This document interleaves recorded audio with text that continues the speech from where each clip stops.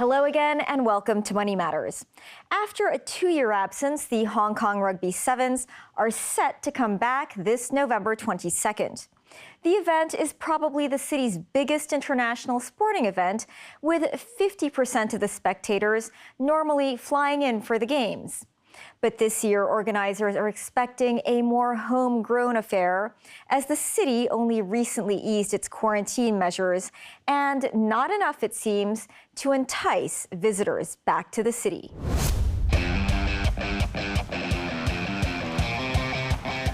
For over 40 years, the Hong Kong Rugby Sevens has been drawing visitors from all over the world to the 3-day event featuring 16 international teams. The 40,000-seat stadium gets sold out, and fans aren't just there for the game. It's the entire experience. On and off for 21 years, and then I think I did about 15 or 16 unbroken years every year. Normally I'm there at least on a Wednesday, if not the Tuesday. Sometimes I'd come out on the Tuesday, and I'd come out for about a week. Normally we had about 4 or 5 friends that would come in, and then the balance would be made up with all the Hong Kong friends that I've got there. Multiply that by at least 20,000, and the impact to the economy is huge. Yeah, I think the direct contribution in 2019 was around 500 million Hong Kong in terms of tourist spending. So, you know, it is a big contributor because a lot of people obviously come for more than just the weekend. They're here for a week before or after. So it's a major economic contributor to Hong Kong. Chris Brooke, chairman of the Hong Kong Rugby Union, says 95% of their revenue comes from the Sevens, and that not having the event for the last 2 years cost the union about 250 million Hong Kong dollars and halved their employee headcount to about 75 people. The majority is reinvested back into the game in Hong Kong, so obviously supports the performance game, our national representative sides, the Premiership, the community rugby, the promotion of the game across school. It also supports facilities like Kings Park and Tin Sui Wai, which the union runs, which actually also are used by other sports as well. So it's a very big hit financially. We obviously had to dip into our reserves and deplete those. He says the union is happy to see the return of the games next month, even though capacity will be capped at 85%, along with seating restrictions of only groups of 12 and no eating in the stands.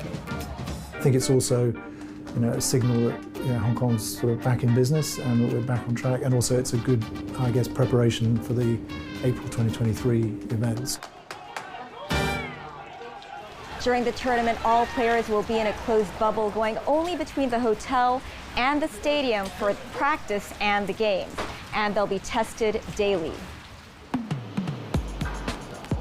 Hong Kong's Sports Commissioner Tak Kung-yeung says health and safety are priority during the event, and says Hong Kongers attending local events are already used to the no eating and mask wearing in stands. The rugby union and the government we will have people patrolling and monitoring the situation and remind people to observe the rules, including put on their mask while they're watching the match. Of course, the Sevens runs up to 6 hours long, different from other local sports events. So not being able to eat in the stands could be challenging. Yes, if you can only drink in the stands, people are going to be more drunk without food. I think it's a fan experience issue.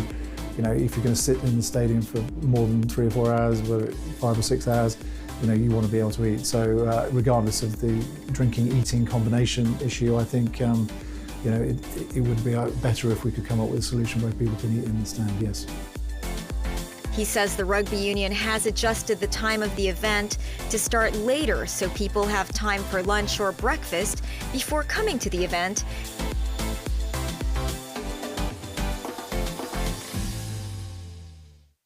We have done that, and we're also looking at obviously collaborating with food outlets, F&B operators in Causeway Bay and in the local area to see if, you know, to make sure that we've got offerings for people around the event. We've put a number of proposals to the government around the food options, and we're waiting to hear. We're hopeful we can get some better solutions pre the actual event. As for the players, they just want to play. It is what it is. There's some difficulties presented with it, but at the end of the day, as long as there's a tournament, we're going in the right direction to seeing hopefully a sevens close to what we're used to. Janet Powell of the Asia Business Council says the return of the tournament has greater significance than just a sporting event. I think the Rugby Sevens is seen by the Hong Kong government and a lot of observers of Hong Kong as an event that could help with the reopening of Hong Kong and show Hong Kong's commitment to some of the values that people treasure so much. So Hong Kong as a gateway to China, Hong Kong being a place where global standards and processes are practiced, Hong Kong as a place that welcomes travelers, be it tourists or business travelers, if it is held successfully, to signal Hong Kong's reopening. Other events like the Dragon Boat Race have moved to Thailand this year, a trend that's been seen in the trade show industry. This has a huge impact on Hong Kong's economy, even when things return to normal. What has happened in the past few years is that the know-how and also the event infrastructure for holding these conventions and sporting events and conferences, they are very mobile. So they have been moving to places where the economies have reopened. So I think Hong Kong needs to work harder to reopen its borders so that they can bring this expertise back. Cathay Pacific, which has suffered major losses during the pandemic, is one of the Sevens' main sponsors. The return of the Games will hopefully signal brighter days ahead for the city and its business. The Sevens has never been more important, I think, to Hong Kong and to Cathay as ever before. I think it's really serving a symbolic role almost this year compared to other years. People are going to see this event and they're going to realize how much they've missed it. I think we all have plans that actually the sales for next year kind of start this year. And I think, next April will be, a Sevens like none other. He's not wrong. Kerry says if the conditions are right, he already has a number of things he wants to do when he returns to Hong Kong. That is one of the times that I will hopefully be able to get back to Asia. So I haven't been out to Asia now for 3 years. Definitely looking to see contact one of the sports tourism places to get tickets and accommodation, and then just coming back and seeing the places I've visited for the last 20 years, which I haven't been able to get out to some of the good restaurants. I unfortunately haven't been to I've been to a Japanese restaurant twice in 3 years.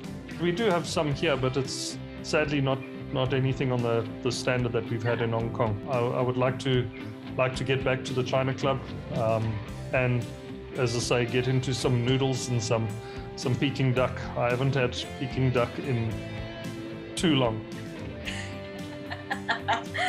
That's great. That is seriously one of the things I've missed is the food. So I'm looking forward to getting out there, meeting friends, eating, watching the rugby, drinking overpriced beers.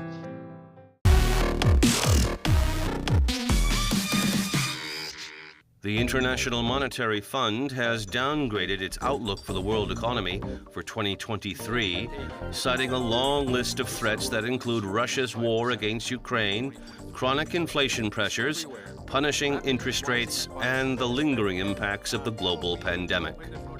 The global economy would eke out growth of just 2.7% next year, down from 2.9% it had estimated in July.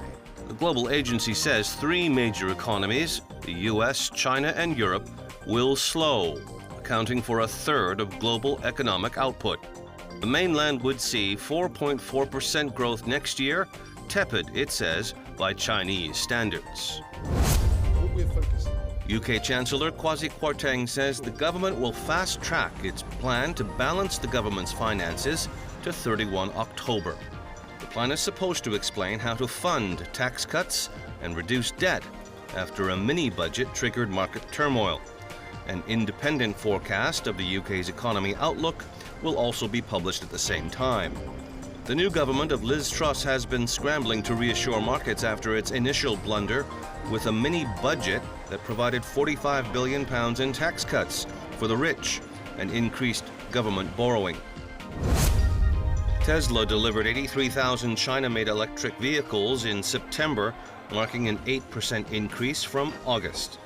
It also set a record for Tesla's Shanghai factory since production there began in December 2019, surpassing its previous high of 79,000 in June this year. Plant manufactures Model 3s and Model Ys to sell in China and export to other markets. It reopened in April after a COVID lockdown, but only resumed full production in mid-June. Up next, how luxury flat owners are reacting to the slide in prices. Stay with us.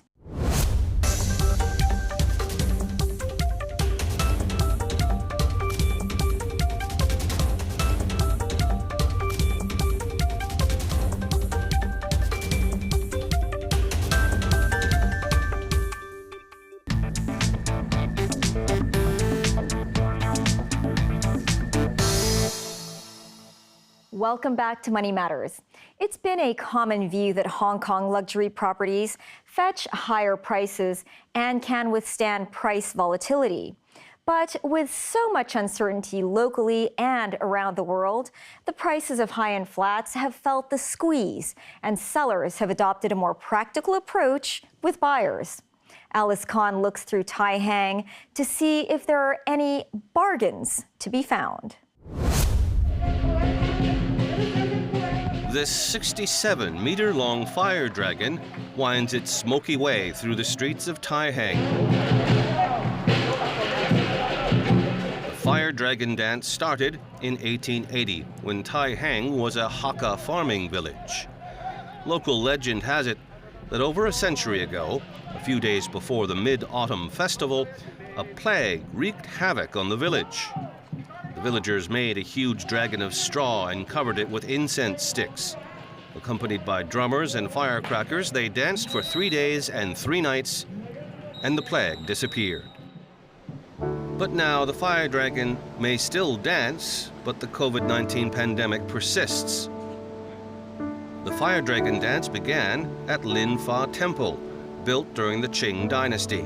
It's devoted to the god Kuan Yin. These days, there are many trendy restaurants near the temple. The famous Tiger Bomb Garden, or Ha Par Mansion, is located up the hill. It was built in 1935. Now, the site of the garden is occupied by a residential development. Tai Hang is in Causeway Bay, home to many luxurious private apartments. Residents are predominantly more affluent Hong Kong locals and expatriate professionals. The luxury market has always been well supported with steady demand. But this truism has taken a beating during the pandemic and from the impacts of the Ukraine war. From the peak in May 2019, prices have dropped 7%. We searched for what some would call a bargain on Tai Hang Drive. This standalone residential block was built in 1991, offering 68 units, all at 1,050 square feet. The transacted price in this block reached $27.7 million at the peak of 2021, but now asking prices have fallen 14%. The owner is asking $23.8 million for this unit. It comes with a covered car park. The owner hired a designer to renovate it for the sale. Welcome to my flat, Alice. Well, Amy, what is the design theme of this unit? The design theme is industrial design theme because I like something more, something looks cool and trendy. Amy showed us the living room. Can you hear the sound? But is it wallpaper? No, it's real stone. Oh, really? It looks very cool and also trendy and very durable. Moreover, it's easy to clean. Also matching with the wooden cabinet, wooden floor. And also have a European design. Yes, I love European design also. And you see the flowers, the leaves, matching with the industrial design. The living room is 150 square feet. The square shape makes it convenient to decorate. At the moment, the sofa is only for 3 people. Then can we fit a much larger sofa? Of course, here from the wall is very big, so you can place a 11-feet sofa, and which can accommodate 8 to 10 persons. The living room is 9 feet wide and can fit a large coffee table in the middle of the space. Now you put a TV set sofa there. Can we fit other furniture? Sure, you can put a cupboard here, and you don't need the TV. You can fix a projector screen here, so you can sit on the sofa and make your own home cinema. There's a bay window in the living room. Amy usually sits here to enjoy the mountain view. Enjoying the view? Next, we checked out the dining area, which is over 150 square feet. This table is only accommodate 6 people. What if you want a party? Then can we fit a larger table? Sure, you can fix a bigger table here because the area is very spacious. You can fix a big table to accommodate 10 guests. The wall in the dining area is also 11 feet wide and can accommodate larger furniture. I put a cabinet here and put some small items on the top. Amy, is there any space for a display cabinet here? Sure, you can place a tall, big cabinet here and put all collective items inside. So when you're having your dinner, and at the same time you can enjoy your collective items. Next, Amy showed us the bedrooms. The first bedroom is around 100 square feet. It seems a bit cramped. Because there's many fixed furniture here, like the built-in wardrobe. It's very big with lots of drawers inside. You can store many clothes. Also, the table is around 8 feet long. Amy fit a built-in double bed that has left little extra room. What if the buyer doesn't want this? Oh, I think they won't. Actually, I spent lots of money to build all this. But I think the new buyer can use it and save money. Next, we checked out the master bedroom and ensuite toilet. This master ensuite is quite huge. Is this 200 square feet? No, it's only 150 square feet. But here, the efficiency is very high, very practical. Even you put a king-size bed here, you still can walk around. Very spacious. Now, at this moment, I put a cabinet here, TV cabinet here. But if the future buyer don't want to put TV, he can remove it and put the 2 small sofas, a small table. There isn't any large built-in furniture in this bedroom. Is there any space for the dressing table? Let me show you. That is, the dressing table is over there. Yes, can store lots of clothes. The 60 square foot walk-in closet is part of the original layout and has room for plenty of clothes. The ensuite bathroom is 40 square feet. It looks clean and new. The third bedroom is also 100 square feet, but the layout is irregular, and the built-in wardrobe and bookshelves take up a lot of space. It is a kid's bedroom and has a built-in single bed. How much did you spend on the renovation?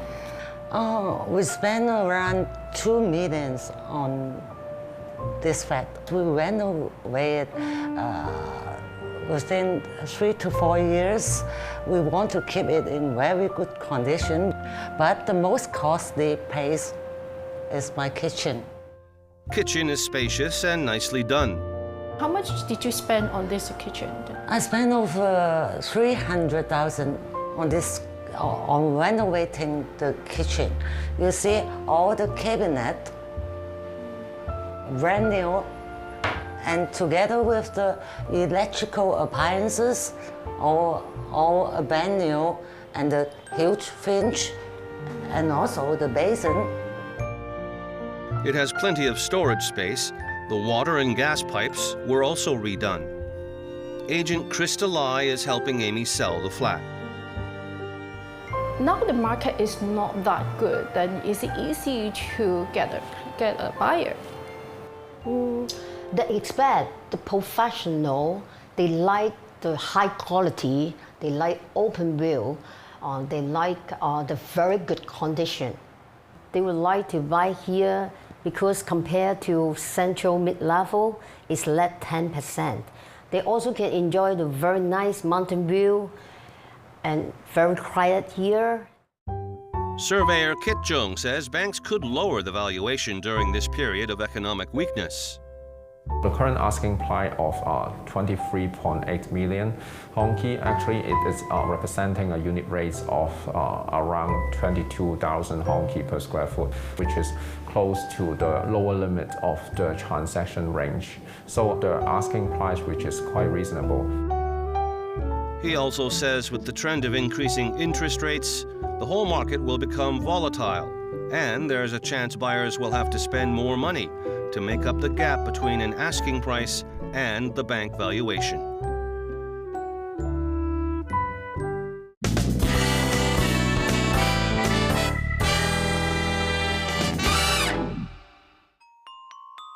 Are you ready to face the ghosts of past, present, and future? A new exhibition explores Charles Dickens and his fascination with the supernatural. This poster is part of a new exhibition called To Be Read at Dusk, Dickens' Ghosts and the Supernatural. The author loved to weave the supernatural into his stories, from the ghosts in A Christmas Carol to the haunted happenings of the Pickwick Papers. He lived at a time when the supernatural and the occult had serious entertainment value. The exhibition has recreated the so-called Pepper's Ghost illusion, where a series of lights and mirrors make it appear as if an apparition has materialized on stage. The museum says Dickens was of two minds about ghosts. He was a fascinated skeptic, so he was someone who was really interested in ghosts and the supernatural, almost really wanted to believe, but we don't think he actually had an experience that really made him believe that ghosts were truly real. The museum is housed at 48 Doughty Street, in the same building where Dickens and his family lived during the late 1830s. Could he still be an occupant in number 48? Some people do say that they feel something more of a ghostly presence in 49, which we think is more interesting. So it's probably not the ghost of Dickens. That's the show. Thanks for watching. Next time on Money Matters, as Hong Kong opens the door a crack, are visitors going to return? See you then. Good night.